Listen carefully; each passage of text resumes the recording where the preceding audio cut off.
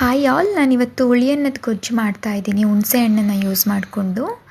ಮೊದಲಿಗೆ ಒಂದು ಪ್ಯಾನಲ್ಲಿ ಎಣ್ಣೆ, ಸಾಸಿವೆ, ಜೀರಿಗೆ, ಕಡಲೆಬೇಳೆ, ಉದ್ದಿನಬೇಳೆ, ಕಡಲೆಬೀಜ, ಕೆಂಪು ಮೆಣಸಿನ್ಕಾಯಿ, ಬೆಳ್ಳುಳ್ಳಿ, ಇಂಗು, ಗೋಡಂಬಿ, ಕರಿಬೇವಿನ ಸೊಪ್ಪು, ಅರಿಶಿನ ಮತ್ತು ಹುಣಸೆ ಹಣ್ಣಿಂದು ರಸ, ಅದಾದಮೇಲೆ ಉಪ್ಪು, ಸ್ವಲ್ಪ ಬೆಲ್ಲ ಹಾಕಿ ಕಲಿಸ್ಕೊಂಡು ಒಂದು 5 ನಿಮಿಷ ಅದನ್ನು ಮುಚ್ಚಿ ಬೇಯಿಸ್ಕೊಳ್ಳಿ.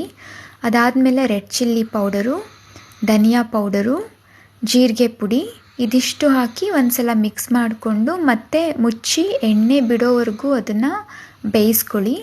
ಎಣ್ಣೆ ಬಿಡಬೇಕು ಅದು. ಅದಾದಮೇಲೆ ಹಸಿ ತೆಂಗಿನಕಾಯಿ ತುರಿ ಹಾಕಿ ಕಲಿಸ್ಕೊಂಡು ಒಂದು 2 ನಿಮಿಷ ಹಾಗೆ ಫ್ರೈ ಮಾಡಿಕೊಂಡ್ರೆ ಗೊಜ್ಜು ರೆಡಿ ಆಗುತ್ತೆ. ತುಂಬ ಟೇಸ್ಟಿಯಾಗಿರುತ್ತೆ. ನೀವು ಅದನ್ನು ಜಾಸ್ತಿ ಕೂಡ ಮಾಡಿ ಫ್ರಿಡ್ಜಲ್ಲಿ ಸ್ಟೋರ್ ಮಾಡಿ ಇಟ್ಕೊಬೋದು. ಟ್ರೈ ಮಾಡಿ ಹೇಗಿದೆ ಅಂತ ಹೇಳಿ. ಇನ್ ಕೇಸ್ ನಿಮಗೆ ಏನಾದರೂ ಈ ರೆಸಿಪಿ ಇಷ್ಟ ಆಗಿದ್ದರೆ ದಯವಿಟ್ಟು ಫಾಲೋ ಮಾಡಿ ಆ್ಯಂಡ್ ಲೈಕ್ ಮಾಡಿ. Thank you.